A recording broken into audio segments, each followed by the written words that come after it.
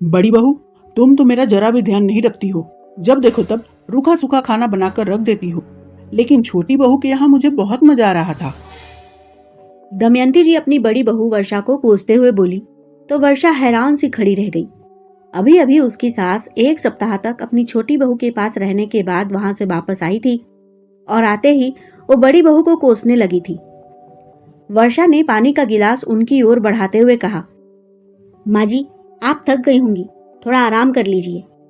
दमयंती जी उसकी ओर घूरते हुए बोली, हाँ, तुम्हें तो बस किसी तरह मेरा मुंह बंद करवाना है। अरे पता भी है, छोटी बहू तो रोज मेरे लिए तरह तरह के पकवान बना रही थी। बेटा भी रोज मुझे घुमाने के लिए ले जा रहा था। मुझे तो वहां से आने का मन ही नहीं कर रहा था। वो तो विनय का कॉल आ रहा था बार बार कि माँ तुम जल्दी से वापस आ जाओ, मुझे तुम्हारी याद आ रही है। इसलिए मुझे मजबूरी में आना पड़ा, वरना मैं तो 2-3 महीने वहां आराम से रह लेती, क्योंकि वह लोग तो मेरी आवभगत बहुत अच्छे से कर रहे थे। ये सुनकर वर्षा का चेहरा उदास हो गया। वो शुरुआत से ही अपनी सास का बहुत ध्यान रखती थी, लेकिन सास कभी उससे खुश नहीं होती थी। दमयंती जी आगे बोली, तुम तो जरा जरा सी बात पर मुंह फुला लेती हो।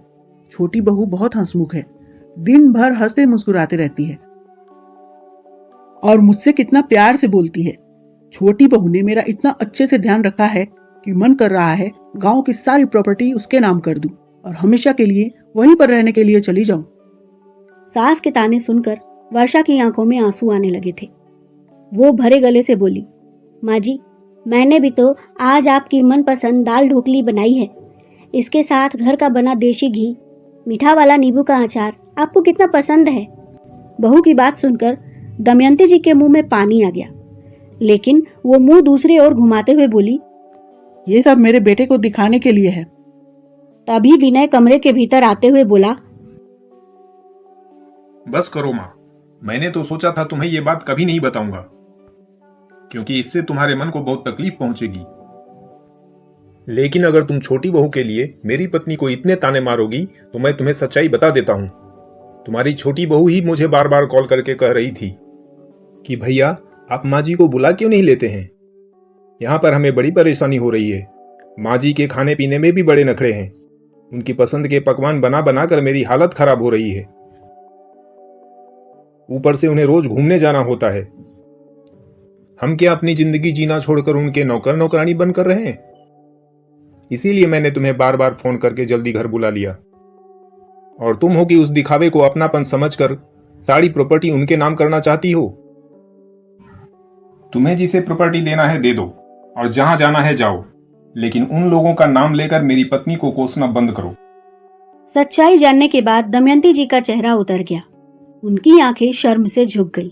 उन्हें समझ आ गया कि जो बहू चुपचाप उनकी हर बात सहती रही, वही सच में उनका सम्मान करती थी।